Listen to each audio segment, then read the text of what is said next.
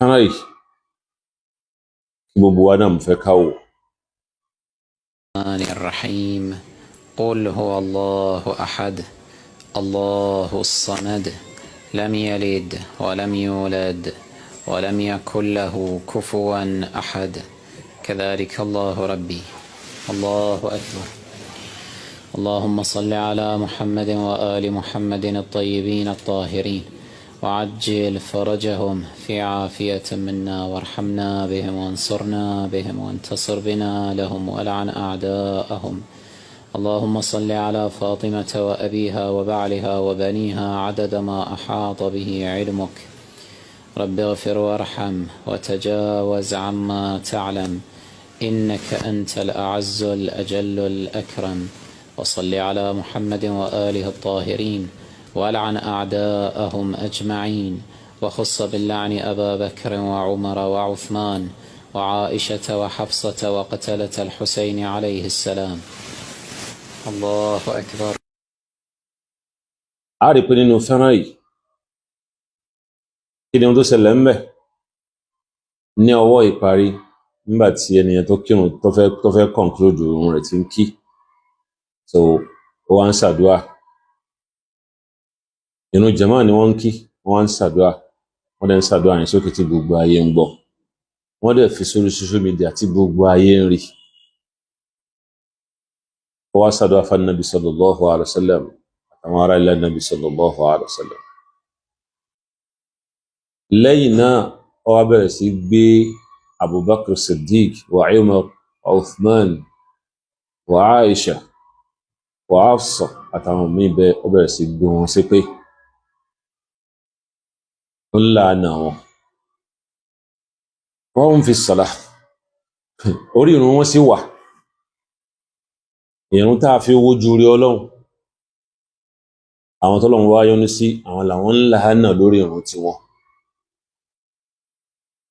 Ọlọ́run tá a sọ fún wọn náà al-Qur'an al-Karim as-sabiquna al-awwalun min al-muhajirin wal-ansar والذين اتبعوهم بإحسان ورضي الله عنهم ورضوا عنه وأعد لهم جنات. قال الله سبحانه وتعالى sọ fún wa ìpè àwọn ẹni ṣáájú dáadáa, àwọn ẹni ṣáájú rí náà àwọn muhajirun, àwọn tó yẹ kó ṣe hijira láti ìlú Mọ́kà wá sí ìlú Madina. وعلى رأسهم أبو بكر الصديق رضي الله تعالى عنه. إنه هذا سيجرى وأني أبو بكر يساوى هو من المهاجرين. Ọlọ́run bá ń sọ pé àti wal ansar àtàwọn tó jẹ́ alárànṣe ẹ̀sìn tí wọ́n rán nábì ṣe, tí wọ́n gbà nábì tọwọ́ tẹsẹ̀ nílùú Madina lórí ẹ̀sìn Ọlọ́run ọba lékeọlá. Ọlọ́run wá ní walladhina ittaba'uhum bi ihsan àtàwọn tó bá tún tẹ̀lé wọn náà lórí gbogbo dáadáa yẹn. Radiyallahu anhu, Ọlọ́run ló ń yọ́nú sí wọn. Wa radu anhu, àwọn náà yọ́nú sí tí Allah subhanahu wa ta'ala tó ṣe fún wọn. Wa a'adda Allahu lahum jannatin, Ọlọ́run wá lóhun ti pèsè aljanna kalẹ̀ fún wọn tí wọ́n dé sí. Ẹ̀dàkùn kí ni wàhálà àwọn èèyàn yìí, àwọn tọ́lọ́run lóhun ti yọ́nú sí, ẹ̀yin sì ń láàánú àwọn ìṣẹ́bílé wọn tí ò wáyé gbogbo ayé náà pé ẹni tí bá ń láàánú àwọn tọ́lọ́run ọba ti yọ́nú sí, àwọn ènìyàn gan lẹ́ni láàánú. Àwọn tí ń láàánú àwọn ọ̀rẹ́ Ọlọ́run, àwọn gan lẹ́ni láàánú lọ́dọ̀ Ọlọ́run ọba Allah subhanahu wa ta'ala. Wọ́n lẹ́ni láàánú kò sí èméjì mẹ́.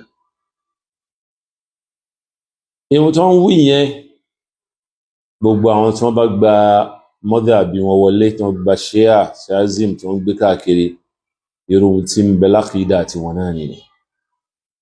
Wọ́n máa ń tijú láwùjọ yìí, wọ́n rò pé báwo làwọn ó ṣe wí láwùjọ yìí tí ò ní dọ̀ràn, báwo làwọn ó ṣe wí láwùjọ yìí tí ò ní di wàhálà, báwo wọn ó ṣe wí láwùjọ yìí táwọn ò ní já kúrò lẹ́yìn wọn pé bí tẹ́ ń lọ ni àwọn ò lè bá yín lọ, ilẹ̀ tó sú ni a lè mọ̀rin rẹ̀ rìn. So wọ́n máa lo tuqiyya, wọ́n máa ṣe ń kọ̀rọ̀, tó bá dé gbangba wọn ni rárá o, àwọn ò sí ń bẹ, àwọn òbú Abubakar ń táwọn, wọ́n máa sọ bẹ́ẹ̀. Bẹ́ẹ̀ dẹ̀ níbi tó ń lọ nìyẹn. So ẹ̀yin náà wo nǹkan yẹn, Shee'ah Imaamiyah yìí òun náà ń defend. Wọ́n sọ pé àwọn àfáà kan mọ́júmọ́ òkìní kan ní Cairo wọ́n sọ pé mùsùlùmí ni wọ́n ṣùgbọ́n bákan àfáà tí ń ka gan òun náà ń ka ó ka síbẹ̀ yìí pé so wọ́n láwọn aqaid al-batila àwọn àkídà àwọn àjẹ́ ọkàn tí ò dá tó burú jáì bákan náà wọ́n sì máa ń láàánú àwọn sàhábà wọ́n sì kọjá ààyè lórí àwọn ìmáàmù wọn ìgbà tá a fa àwọn máa tù wọ́n ní gùlúwù ọ̀rọ̀ gùlúwù wọ́n ní gùlúwù lásán ní gbogbo àkọ́ìdì wọn tí ò dá táwọn àfáà tọ́ka sí ní wọn ò tún fara yé bó ikú yé gbogbo ọmọ kí wọ́n gbọ́ wọ́n sì mọ̀ pé àfáà ò tú bí yìí so wọ́n láṣẹ máa sàbùsí fẹ́mi ara wa báyìí subhanallah ọlọ́run bá kó ṣàánú wa.